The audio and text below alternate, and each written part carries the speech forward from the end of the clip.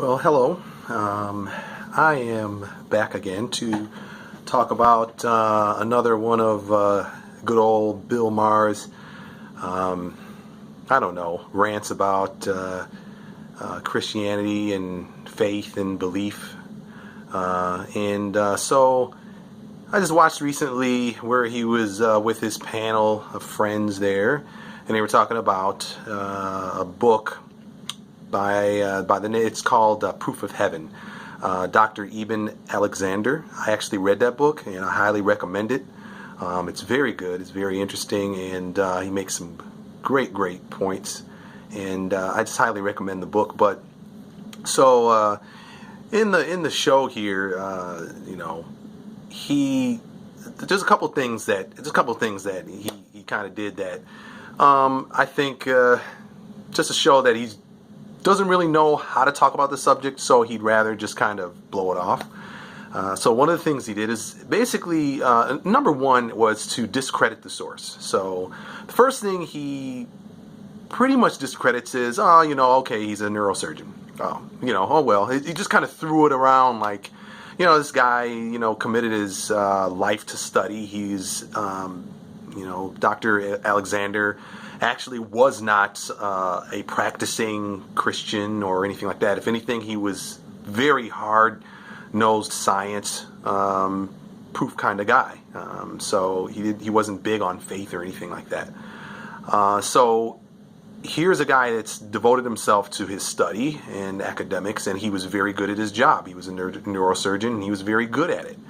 So for Bill to not really acknowledge his credentials and acknowledge that this is a person that was any type of, legitimate in his book, he kind of just blew it off and, this guy, he's just writing this book and he's just talking about something. And then he picks a part in the book, this small phrase in the book that, it sounds fantastic and everything else, but in the context of the book, it's very interesting. But of course, Bill would choose something that just sound crazy, just so he could build on his case of the guy himself is crazy. So instead of giving the guy credit and credentials, he'd rather make him look like he's kind of crazy or a nut kook or anything like that.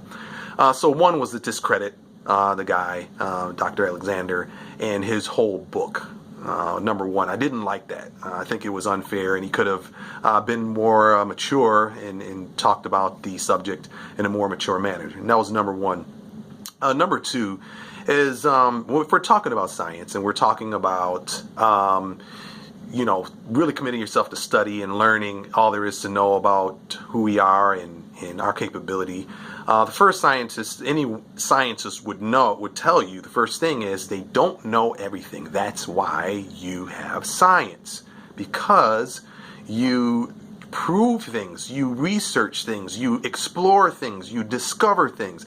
So, Bill, I'm pretty sure that you don't know everything. So, who are you to say what we as humans are capable of or not capable of, or what is metaphysics or quantum physics or anything like that? There's a lot of things that we don't know and a lot of things that we have discovered. So if you would have asked someone 100 years ago that a man would walk on the moon, they would probably think that you, Bill, were pretty kooky if you would have said that it would happen. So you can't say, it just sounds crazy, so it must not be real. It must not be true because it sounds crazy. That's an off premise. And so if you're going to talk about heaven, and you're going to talk about spirit, and you're going to talk about spirituality, and you're talking about metaphysics and things of that nature, you should really do yourself a favor, do some research, and maybe be respectful of a person with Dr. Eben Alexander's credentials, and talk about it intelligently. So the whole notion that it sounded crazy doesn't make it crazy. And I think that if you would take the time to really consider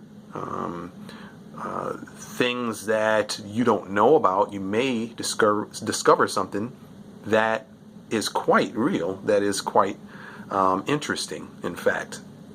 So those are two things that I just wanted to talk about and air and discuss. There's a whole, you can get on the whole topic of heaven and spirituality. I could talk about the book and that his experience wasn't just his experience, that there are thousands of people who have had experiences quite like his. And many of the experiences were very, very similar to what he experienced.